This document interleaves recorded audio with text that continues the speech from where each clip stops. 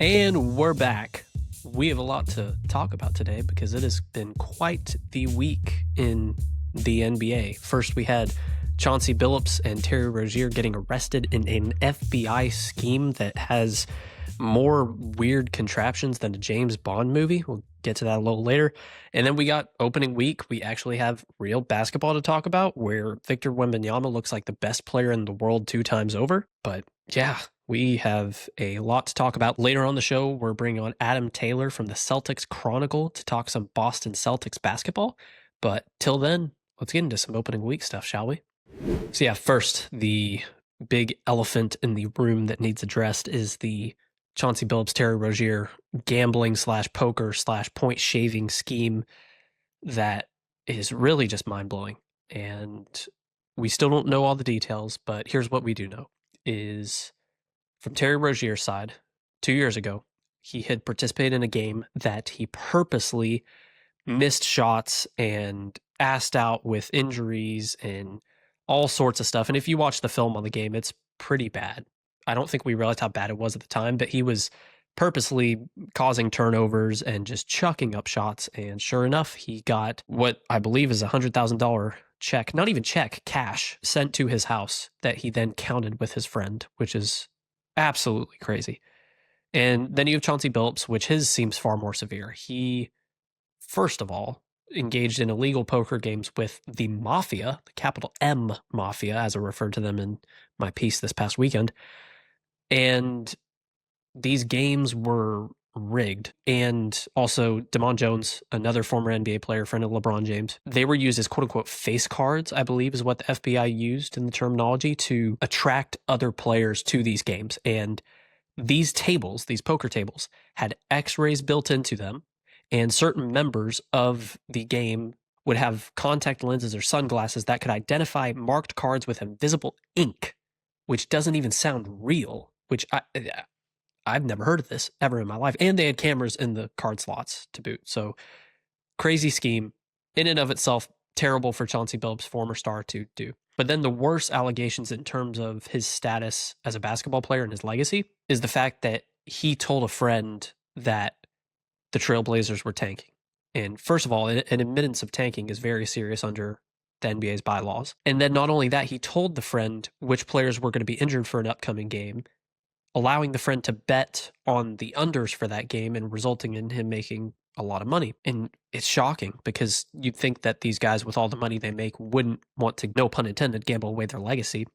But I guess greed knows no bounds. And so now Terry Rozier and Chauncey Billups have both been put on leave by the NBA.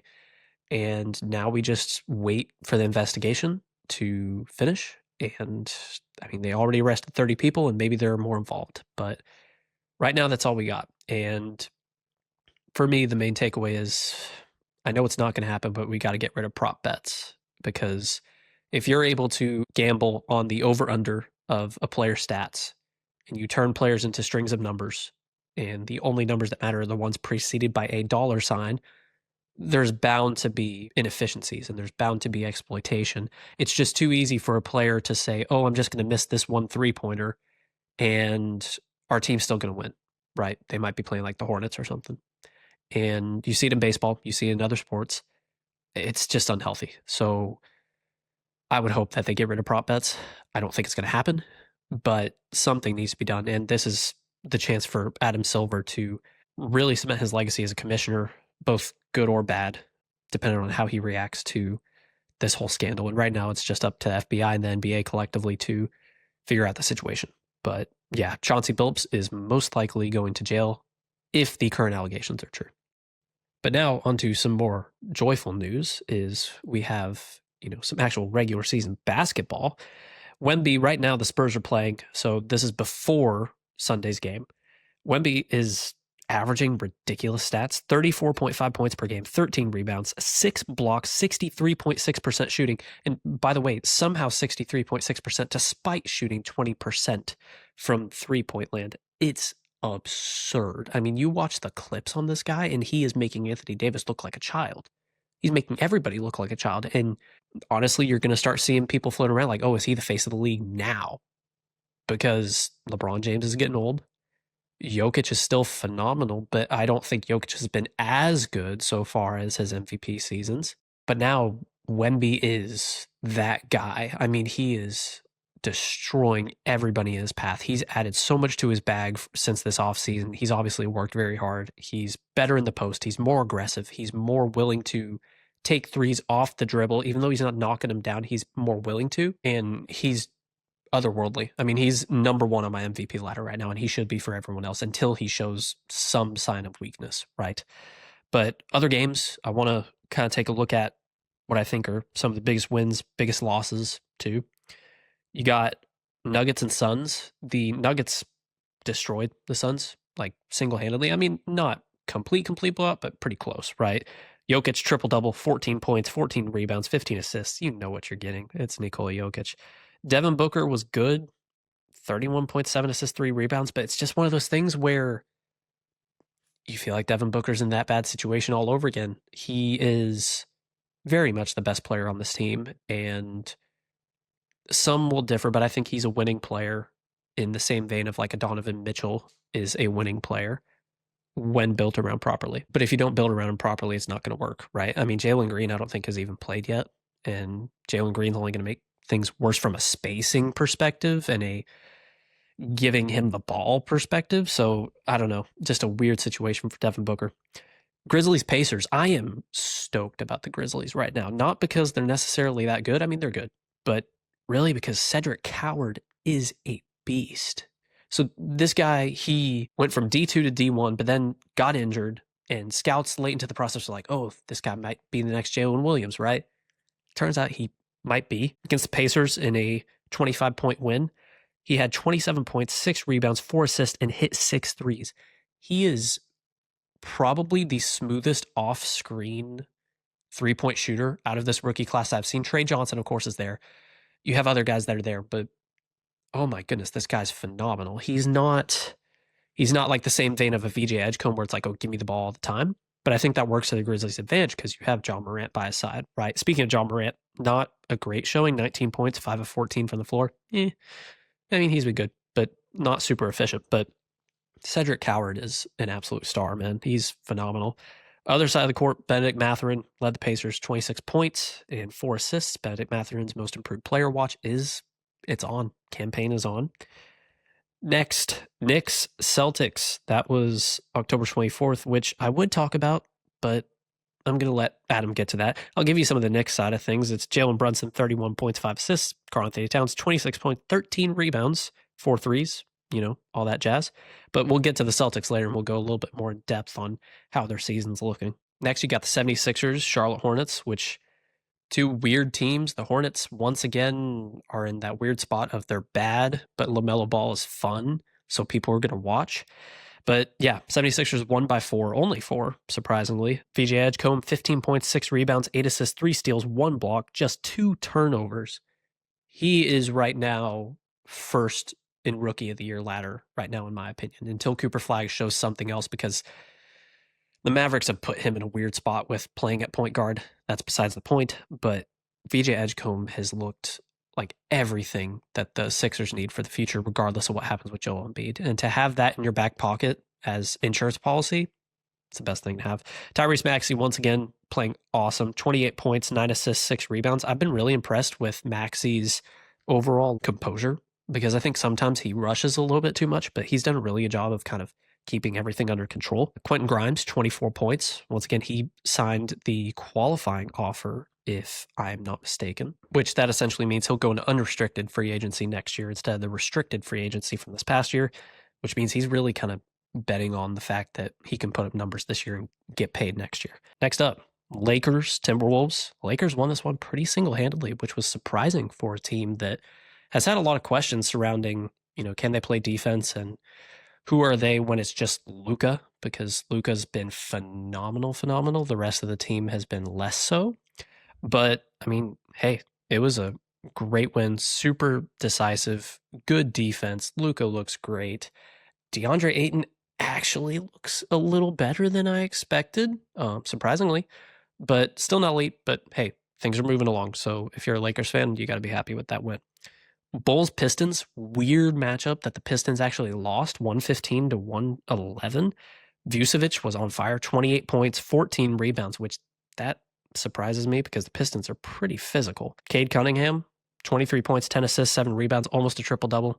Cade gets his thing. It's kind of like the Lakers issue where you got Cade, you got Jalen Duren, you got Ausar Thompson, you got some guys. It's different, but it's also like you're missing a piece. For the Lakers, that's LeBron. For the Pistons, that's Jaden Ivey. And not to conflate the two because they're completely different caliber players, but they're kind of missing and they're also missing Malik Beasley, who we still don't know what the status of him is when the NBA cleared him for a gambling investigation. But I don't know. It's just a weird thing. Josh Giddey, 19 points, 11 assists. Josh Giddey looks good. Montes Buzelis looks solid. Bulls are up. Bulls are back, baby. OKC versus Rockets. That was opening night because I didn't cover that yet, is painful as a Rockets fan. Double OT, KD misses free throw, SGA just turns on the Jets late into the game and just destroys us. But hey, man, happy for OKC. Chet looks great. AJ Mitchell looks great. What are you going to do? Şengün looked great. KD less so. Amen Thompson looked great until he was like cramping, which was weird late into the game. But anyway, a tough start for the Rockets, 0-2, just lost to the Pistons as well. It's just kind of tough goings, But the problem with the Rockets right now is that guard play is just so bad. I really want to have faith in Reed Shepherd, and I still do, but it's so hard to play him as your lead point guard when he is so defensively exploitable. I expect the Rockets to kind of explore the trade market later in the season, but right now, not a great look. But yeah, I mean, there's other things I could go into. There's lots of other games, but I really don't want to bog y'all down. NBA Cup courts are out, which I saw. They look solid. I mean, very, very bright once again for searing our eyes on national television. But most of them look pretty great, except for the Spurs, which I'm kind of disappointed in the Spurs. There's this gray on gray. And I mean, they could have done the Fiesta colors, but they didn't. And it's just gray on gray. Looks like the Nets. I don't know. Just doesn't really float my boat, But like I said, don't want to bog y'all down with tons of games. And I want to kind of just get into our guy, Adam Taylor, talk some Celtics. So let's just get right into it, shall we? We got Adam Taylor, writes the Celtics Chronicle on Substack, hosts the Celtics Chronicle podcast. The man is everywhere, it seems, because I can find him in tons of different places. How are we doing today, Adam?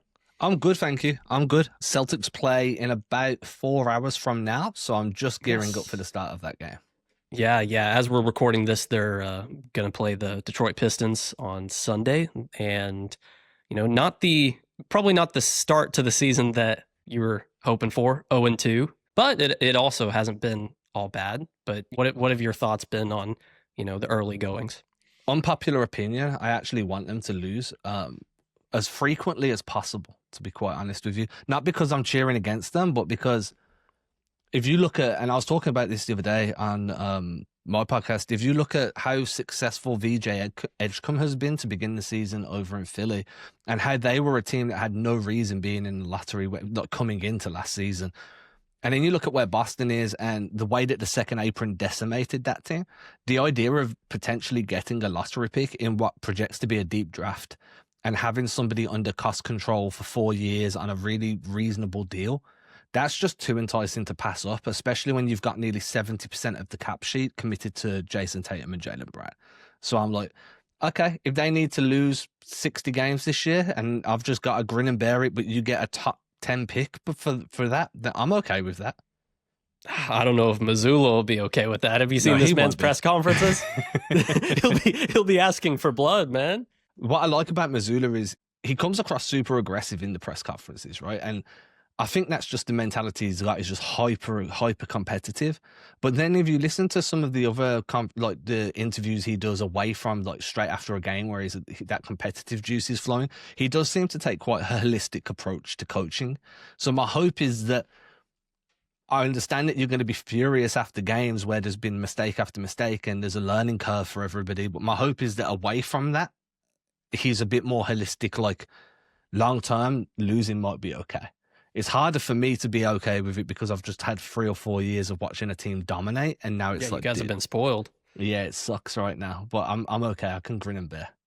Yeah, I mean, Mazzulla's a phenomenal coach. The results speak for themselves, right? And I would argue in today's NBA, it's more difficult than ever to be a really good coach where your players both respect you and, you're able to kind of build a team that trusts each other. Because I feel like there's so much drama today now. I mean, we're coming off of this, betting scandal with Chauncey Billups and all this stuff. And players get harassed about prop bets all the time. And there's a lot of animosity between players and fans, and then you have players have their own lives off of social media. They got sponsorships, they all got all this stuff. So I think it's really hard for a guy to be a good coach. I think Mazzulla's done a good job of kind of towing that line.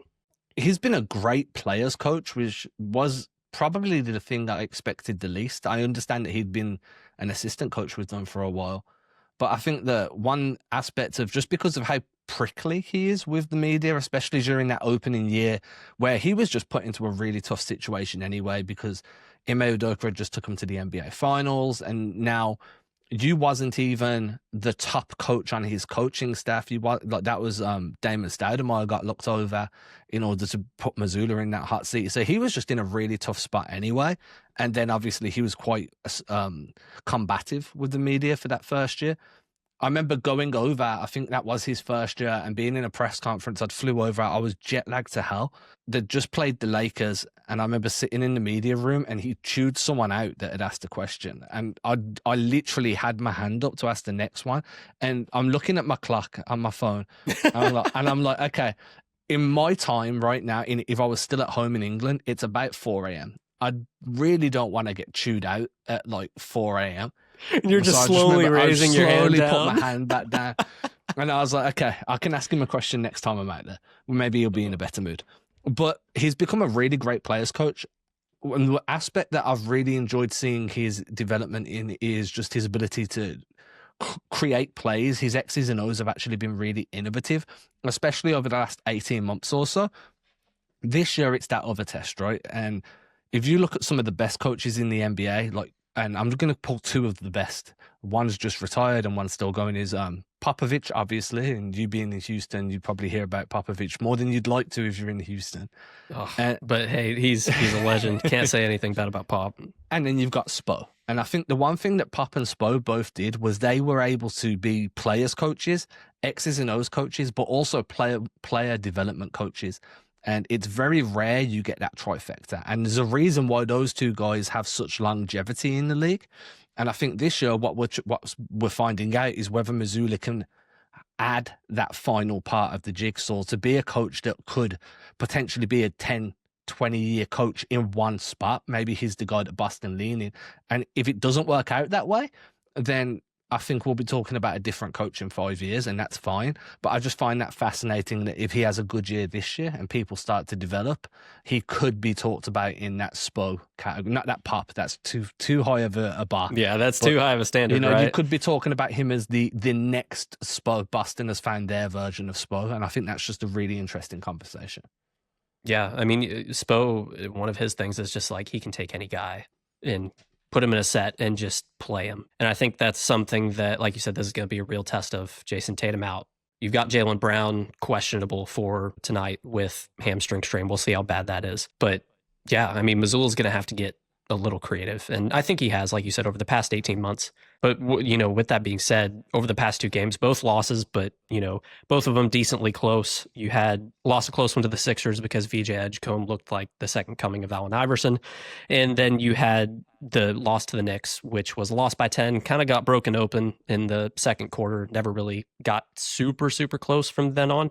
But all that being said, what's the thing that you've liked in those two games? What's the best thing you've seen? It's probably the shot quality. So if you look at both of those games, the threes that they've missed have actually been decent looks. They're generating open shots from the perimeter, and they're generating them at not the same rate that they did last year or the year before, where you obviously had a much deeper roster and far more floor spacing. But the quality of the threes that they're generating on the whole are still quite high. It's just that Peyton Pritchard and Derek White have combined, I think it's like 18. I've got the numbers somewhere, but like they've missed a ton. Yeah, I was going to bring that up. Derek White, 29% from three, 31% from the field. Peyton Pritchard, he went 14.3% from three with 7 attempts per game. There we go. It's been rough, and that is not going to be sustainable. That downswing, I think that they're learning to play next to each other in a much larger role. I think that there was times against the Knicks especially where I felt like Pritchard looked off of White to find somebody else on the floor, and then I felt that White looked off of Pritchard at times, and that's not their game. Neither of them are going to do well when they're looking off of each other because they need each other to be successful. But I think once their free starts falling, and as Brad Stevens would say, water kind of finds its level there. If the shot quality remains the same, then hey, if those two guys were shooting 35 to 38% from deep, which they're both capable of, the Celtics could be 2-0 right now. It was literally a game of margins on the perimeter. So that's probably been the most encouraging thing, is the shot's not falling, but the process is great and the quality of the looks has been high. Yeah, well, one thing I'll add to that is, I'm looking at Derek White's stats here, and he's still getting 20 points per game on his horrendous efficiency. And Pritchard, as you said, 12 points per game, 5 rebounds, 4 assists. Very, very well balanced on the boards, which is one thing I noticed, which I was surprised by. And I guess that's kind of a result of not having Tatum, taking up a lot of height on the floor. And one of the things with Pritchard that I noticed is he took both final shots versus the Sixers, and he missed both. And you were just talking about how, he's been kind of, for the majority of the game, looking to play off of Derek White. And then they get the ball in his hands, and he takes the 2 final shots, and they're both pretty iffy looks. One of them was a layup through contact. One of them was a mid-range jumper from the left side of the baseline, if I'm correct. And, they're still getting in the ball. Do you think, even in their current state, should they be giving him the ball with the game on the line, or should that be something for more of Jaylen Brown or Derek White? I think that he's earned the opportunity, and if he's not able to capitalize on these opportunities, then it needs to be taken away at some point. I was very big on not actually having him in the starting lineup anyway. Not because I don't like Pritchard. I'm actually a really big fan of Pritchard, but I just think when you've got the best bench guard, the best 6-man in the NBA, moving him into the starting lineup just feels counterintuitive to me personally. It would have made more sense keeping him on the bench so you had some balance in that second unit. You can play starter minutes, but not be in the starting unit. Again, that just because you're a starter or not doesn't mean you'll be a closer. I actually think he's one of the better clutch performers on that roster right now. I don't really have too much faith in asking Jaylen Brown to do it consistently because teams will expect that. And Brown's already adjusting to a role now where he's facing a bigger defensive attention than probably what he's faced in his career. He's definitely going to have faced a level of attention like this at times when Tatum's been out or Tatum's on the bench, but doing it game after game, every minute that you're on the floor because you're not being mirrored with Tatum at times, that's an adjustment in itself. He's being asked to play make more. I think that as the season wears on, he will emerge as the guy that you go to for that final shot. But right now, I think that he's just adjusting to so much elsewhere that it makes sense to kind of ask someone else to shoulder that load. And if that's Pritchard, then great. If that's White, then great. I do think that Pritchard, his change of pace is really important. The way he can turn the jets on, play through contact. He likes to create space off that bump quite a bit as he's going downhill. I think that's really beneficial in a last shot of the game situation because you can draw a foul, you can get an easy bucket. I think he's got a lot of experience in being able to be a quality finisher there. Again, though, as the season wears on, I think that will just naturally find itself way back to Jaylen Brown. But I'd expect that to be as we get closer to the All-Star break. Yeah, I totally agree. And kind of on that note, you talked about what you liked. You talked about, you're fine with the losses, all that stuff. That being said, still 0-2 coming into tonight's game versus Detroit. What is the thing that you have not liked and or the worst thing you've seen from the Celtics so far? Oh, man, there's a lot to choose from, right? It's been a losing 2 games. I think that I've tried to be very okay with the fact that it's a developmental team. Probably the defense has been an issue, but most blatantly, it's going to be Captain Obvious right now. It's the defensive rebounding or the lack thereof of defensive rebounding. It's been a nightmare. They're getting absolutely outworked on the glass, and I don't think it's an attitude thing in terms of effort. I think it's genuinely there's just a lack of defensive rebounding talent. What's really frustrating is they're doing great getting offensive boards. They're boarding up, so they're predicting the trajectory of the ball off the rim, and they're cutting back towards the perimeter to get long rebounds. They're hustling down low to get second chance opportunities there.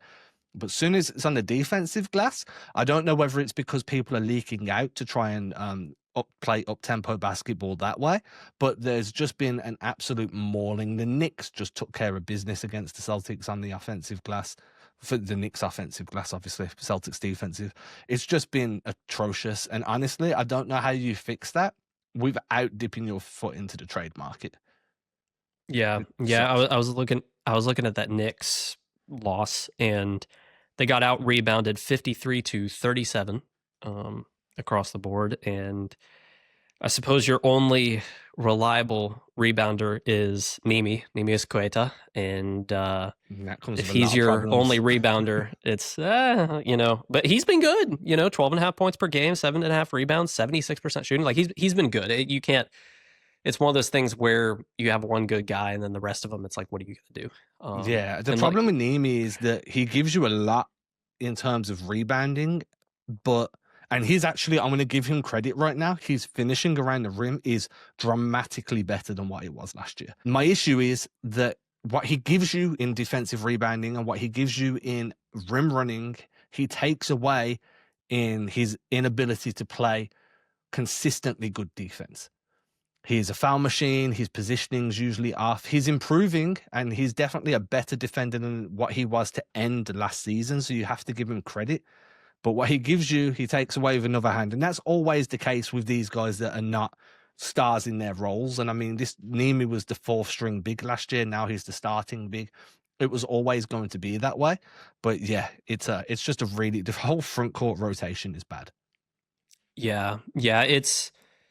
I feel like losing Al Horford, despite him not being, he's old, and for the Warriors, he's looked a step slower, but like there's a lot that he provides in terms of he's going to get you a couple boards, and he's also going to provide the spacing. And if you're not going to get the boards, you need the spacing. And Nimi provides, he doesn't provide spacing because he's going to roll and cut big, get to the basket, grab some boards. That's it. And like you said, he's not your traditional defender on the inside. He's more of if the guy misses the shot, he's going to get it, but he's not going to force the guy to miss the shot. And that's one of the problems is, do you want to risk giving up assets for a big man that can defend and rebound when you could use those assets in the offseason when Tatum's fully healthy and you kind of know what you have, right? Because they're not really in a position to, I mean, some people would say due to the state of the East, and I've said this before, that anything could happen, but they're not in a position to fully make upgrades. You can't go all in right now because you just don't know despite Tatum's ridiculous dunking video, which I don't know what they're putting in these guys' Achilles post-surgery, but I'm just shocked at the recovery of these guys. But regardless, he's not going to be healthy for at least January is ideal, but like March, April, May. And that's one of the tough things. But who would you even want them to get on the trade market in theory if they were going to use some of their assets? It's really hard to know. I will, first of all, let's give some flowers to Tyrese Halliburton. He had his own dunking video the other day. So, yes, it's all of these dudes are just recovering at such a rapid pace. With the big man, like for starting big of the future, it's kind of a cop-out, but it's really hard to predict who they need to go and get because it depends on what style of play they want what identity they want once Tatum's back. So the whole narrative coming into this season was, hey, we're going to play at a higher tempo. We're going to be really gritty, really combative. We're going to be the team that out-hustles you.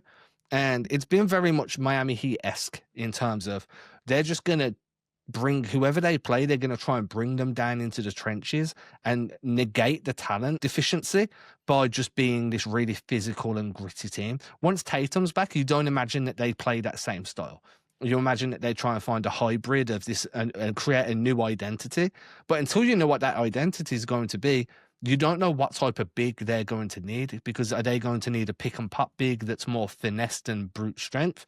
Are they going to need a rim runner that's going to be a lob threat and just play above the rim and be super explosive on both sides of the floor? Or do they need someone in between that, like a Luke Cornett, that can be just a screening machine, somewhat of a dribble handoff offensive hub, but never really being a massive scoring factor into it.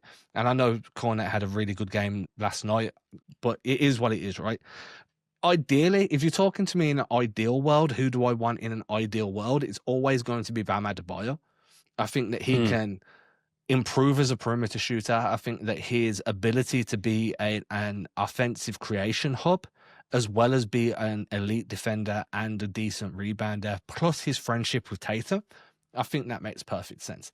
Now, trying to pry him away from Miami is never going to happen, or it's never going to be easy. So again, in a dream world, Bam. In a real world, I think you wait and see what type of team they want around Tatum once he's back. And whether or not Jaylen Brown's going to be there in the next year, in the next two, and then figure out how you want to plug a big man into that. Yeah, I mean, that's the question, right, with Jaylen Brown is if you were to go get a guy like Bam, you're probably going to have to give up Jaylen Brown or Derek White, right? And I mean, I think that this is a really tough question, but at this point, would the Celtics prefer to give up Jaylen Brown or would they prefer to give up Derek White? Because on paper, of course, the stats are, of course, you'd want to give up Derek White, but Derek White, based on a lot of advanced analytics people would say, oh, he's more valuable. So who would you say? It's really tough, right? Because as a Celtics fan, if you speak bad about Jaylen Brown, you're, like, for some reason, you're automatically anti-Jaylen Brown.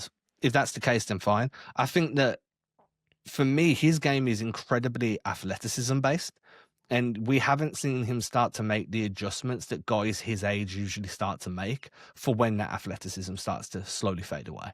He's had a long history of knee issues. I think he had meniscus surgery in the summer as well. I remember a few years ago, there was talk about some arthritis in one of the knees as well. So that's only going to continue to get worse as he gets older. He'll be 30 next season. He'll be on his 60. Oh my gosh. Yeah, that feels weird. Old. He's 20. He just turned 29 this week. So I think it was the 24th he turned 29 on, or the 23rd. That doesn't feel right. That's crazy. Wild, man. So, but he'll be on like $60 million at age 30, $60 million on age 31. And it gets to a point where you're like, right, is the value we're getting from him? More importantly, this is 35% of the overall cap. Is the value we're getting from Jaylen Brown, who will eventually start to decline, worth it? And like, if we keep him for the duration of this deal and then we look to move him on and we re-sign him again and then we look to trade him, his value is a lot lower than what it would be this season or next, because he's firmly in his prime years. Because he'll be 33 or 34 once that next deal hits. Exactly. And then he's already declining. So it makes sense to me to try and maximize his value, because for as much as White might be more valuable to Boston, I do feel that Jaylen Brown's resume makes him more valuable of a trade chip. And that would be the way I would approach things, and be like, hey, do you want a package centered around Jaylen Brown? And in return, we get a Bam Adebayo, or we get a insert big man here type of deal. Yeah. Speaking of Jaylen Brown, he could be one of the guys on this list, but who do you think benefits the most from the absence of Jason Tatum? Is it JB? Is it, White? Is it even someone like Peyton Pritchard, who's now in the starting lineup? Who would you say is benefiting the most from that, or who will benefit the most? It's probably going to be the Celtics if they can build up Jaylen Brown's value to where they can flip him for a haul. But I think Brown's definitely the most logical one to say there, because now he's getting to finally be that 1A guy and prove that he can lead a team. The problem is, if it doesn't work out, then his reputation takes a massive tumble. It's the same with Pritchard. I think everyone who's benefiting is also running the risk of hurting their reputation too. Pritchard's coming into the year as a 6 Man of the Year winner. He's now in the starting lineup and struggling. If he struggles and ends up being bounced back to the bench and then suddenly starts to pop again, does that kind of typecast him for the rest of his career as a guy that can only come off the bench? If Jaylen Brown doesn't reach the level that we're used to seeing from him, and some people believe he's going to flourish, and he could, but if he doesn't, does he then get typecast as a guy that has to be next to another star in order to be a star himself? So I think there's a few guys that benefit. Derek White's benefiting the most because his shot profile has drastically changed. Oh yeah, he's taking so many more shots. Yeah, he has to now. And I think that with Brown being more of a creative force as well, White is going to be like that lead. I never expected to say this, but White could be their lead offensive guy. And I think he's the guy that doesn't have much to lose either, because people will look at that season as the anomaly in his career. And he came into it without many storyline questions surrounding him. So I'd say he's got the most to gain, but there's a bunch of dudes that have got a lot to lose too. Yeah. Yeah, that makes sense. And like you said with Derek White, he doesn't have that pressure on him that JB does. And I think part of that is he's kind of been typecast as you're always going to be the third option kind of guy. And there's nothing wrong with that. I mean, he's at times he's been overqualified for that, right? At times he's looked like the second option. And like you said, if he puts up numbers this season, I think the one thing that does do is that gives the Celtics a chance to consider, hey, maybe he is better as our second option versus Jaylen Brown, especially if he's contributing to winning, right? And that's going to be the question for this season of how they measure that is, even if they're losing, who are you going to put the blame on, right? Of course, you could put the blame on Tatum's injured, but if you're losing, is the blame immediately on Jaylen Brown? Is it immediately on Derek White? Who would you say is going to take most of the blame? I assume it would be Jaylen Brown, right? Yeah, I mean, blame's a really strong way of putting it in terms of, but it's also the way that the media will run it. Right? That's my point. Is it's the way the media looks at things. It's not necessarily true blame. Yeah, it will. In terms of the media, it will have to be Jaylen Brown because I can hear it now. I can hear Stephen A. in my head right now. You're telling me this man earns I think he's on $58 million this year. You're telling me this man's on $58 million. And then you know the tangent that's going to follow. And once that begins, it's going to be a trickle-down effect, right? The Gilbert Arenas podcast will have their say. All the Smoke will probably have some, and it'll trickle down into the local media markets as well. And unfortunately, it's just going to be that way when you're on such a large salary and you are a former Finals MVP. And there's a large argument against the fact that you were Finals MVP, considering Tatum was the guy that led all the statistical categories possible in that Finals run. So when that happens, I think there is going to be quote unquote blame laid at Jaylen Brown more than anybody else. The only guy I feel like will be standing next to him in the firing line would be Joe Mazzulla, because that's just the way it works, right? I've already seen 2 games in, people are like, that's it, Joe needs to go. I'm like, dude. Oh my gosh, people are already saying that? I've seen a few of them. I'm like, dude, we're 2 games in, that's wild. But yeah, I think that as a head coach, the blame usually falls on you. And as the number one guy, the blame also falls on you. Yeah, that's fair. That's fair. And let's put that in context of course, there's no blame. But if the Celtics, say on the opposite side, Eastern Conference is weak, we don't know what could happen. Say come the trade deadline and the Celtics are on that fringe play-in playoff bubble and Tatum looks like he's going to come back in March. Let's just throw a month out there.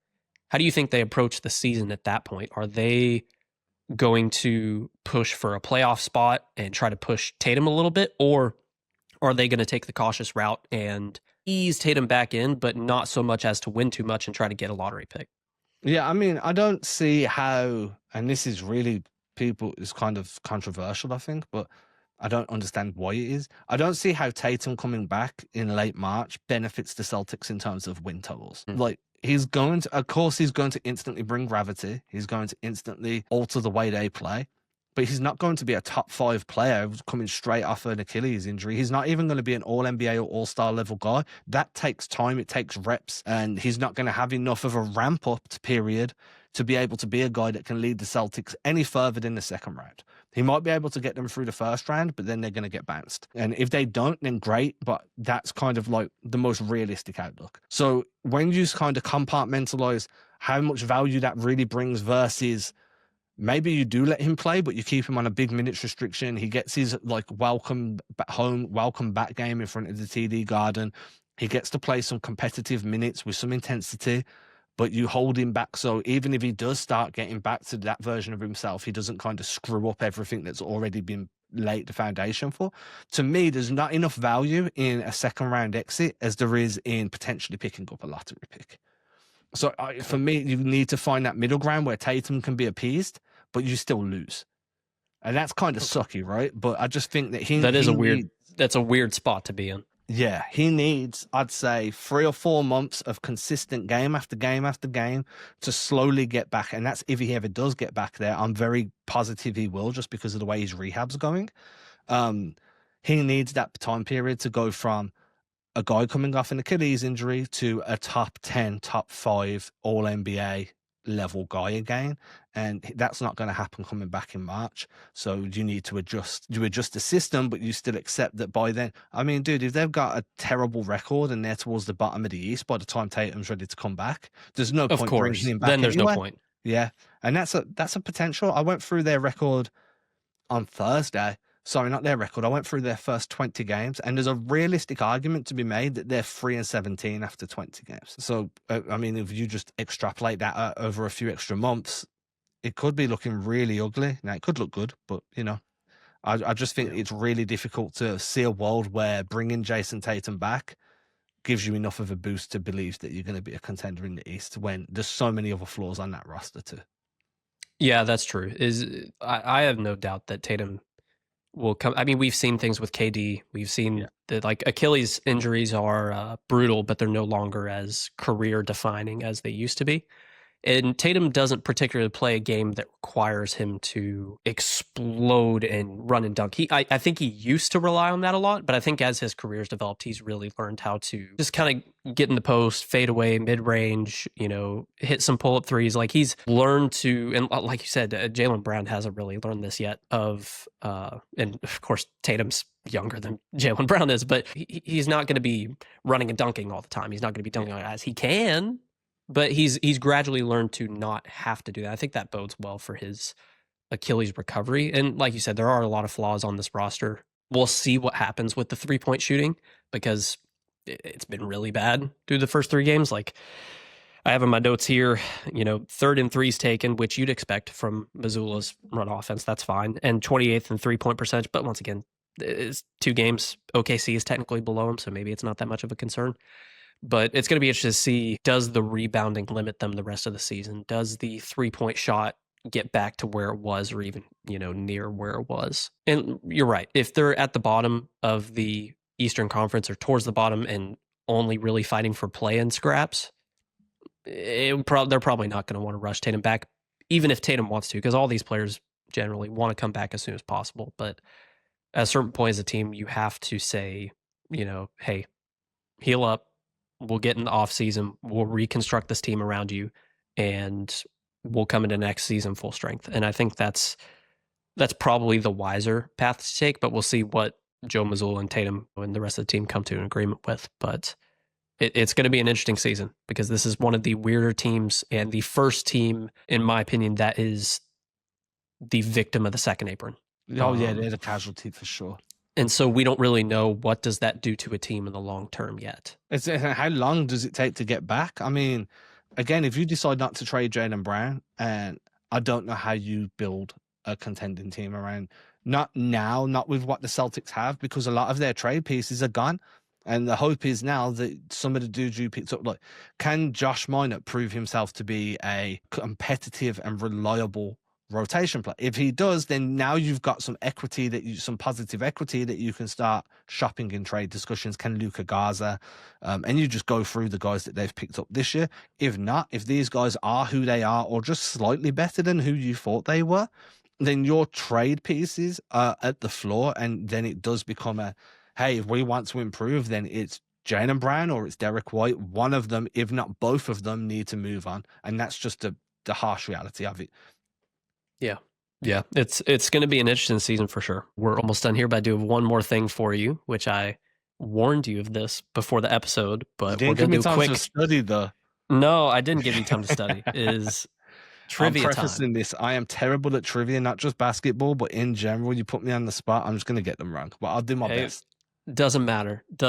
If you get them wrong, you get them wrong. I've ranged these from ball knowledge to absolutely absurd. I'd be shocked if you got it. So the first one, this one, not too bad. Who was the last Celtic not named Jason or Jalen to be an All-Star? Was it Pierce? No. It was last Celtic. Oh, it was Isaiah Thomas? No. It was after Isaiah Thomas? Yes. So it was after IT. So it wasn't Hayward, was it? Because Hayward got hurt, but he didn't have an All-Star. Kyrie Irving. It's actually relatively recent. It is within the past 5 to 6 years. Was it Kyrie? No, you're close. Kyrie was the one before this guy. Kemba. Uh-huh. There we go. Kemba was the Walker. last non-Jaylen Brown, Jason Tatum person to be an all-star on this Celtics roster, which I thought that was really interesting. I went way too far back at first. You went way too far. Way back. Who is the only and this one you may be able to do by process of deduction. Okay. Who is the only Celtic ever to average 10 free throw attempts per game across the entire season? In other words, who is the most prolific free throw attempt getter in a season for the Celtics? Was it Larry? No. It wasn't Bill? No. Am I It in is that not. era? It is post 2000. Okay. I'm just going to go with Pierce once again. Correct. Yeah, it is there we Paul go. Pierce. I went far too far. As soon as you said ever, I'm like, dude, I'm going all the way back. The problem with back then is the free throw statistics are a little inconsistent, so we don't really know. That's fair. Same thing with Wilt and a lot of blocks and stats like that. Third, Boston went 0-2 through the first 2 games, as we've already mentioned. Do you remember when the last time the Celtics started a season 0-2? And if so, do you remember how far they made it in the season? Okay, so no, I don't remember off the top of my head. I'm going to guess, and this is a guess, that it was the Kyrie and Gordon Hayward year where Gordon Hayward broke his leg. No, that would be a good guess, but I believe they went 1-1 that season. So through the first 2. Is it before or after that? It is after. It's after. relatively recent. Really? So we're going to go with the Ime Udoka year. Which season was that? That was the 2022, 2023. Oh, you're 1 year ahead. It's 2021, 2022. So Brad They Stevens went last 0-2. year. It was where they got to the finals, faced the Warriors, all that so that stuff. was the Ime Udoka year. So I'm a year. I think that was the Ime Udoka year. That was the Ime Udoka year. You just had the year wrong, but yeah, yes, I had the correct. That's right, because they won the championship in 24, so it was the 20. Yeah, so that was the Ime Udoka. They made it to the NBA Finals and lost to the Warriors. In other words, the whole point of that is you can't sweat an 0-2 start too much in the NBA. That's true. Last one. That's true. This one's just funny, and I just thought this was funny when coming across it. Who was the last player on the Celtics to wear number 0 before Jason Tatum? Oh, damn. I will be shocked if you get this. I am not a jersey number guy, but for some reason, my gut, and I know I'm going to be wrong, but my gut is telling me to say Marshawn Brooks. It's a good guess. Not quite. I'll give you one more guess.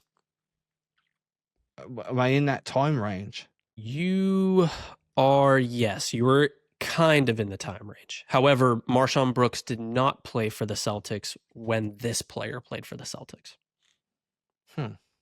I give up. The answer is Avery Bradley. Oh, that was an easy one as well. Because now you've said it, it's in my head right next to Rondo. Yeah, you're visualizing Avery Bradley and be a 2K GOAT. I told you, dude, you put me on the spot with this stuff. Hey, it's all good. This is just, I love pulling out random facts. I go on StatHead, go on Basketball Reference. It's like, yeah, who wore number 0? Jason Tatum. Oh, Avery Bradley. It's like, heck yeah, that's a great trivia question.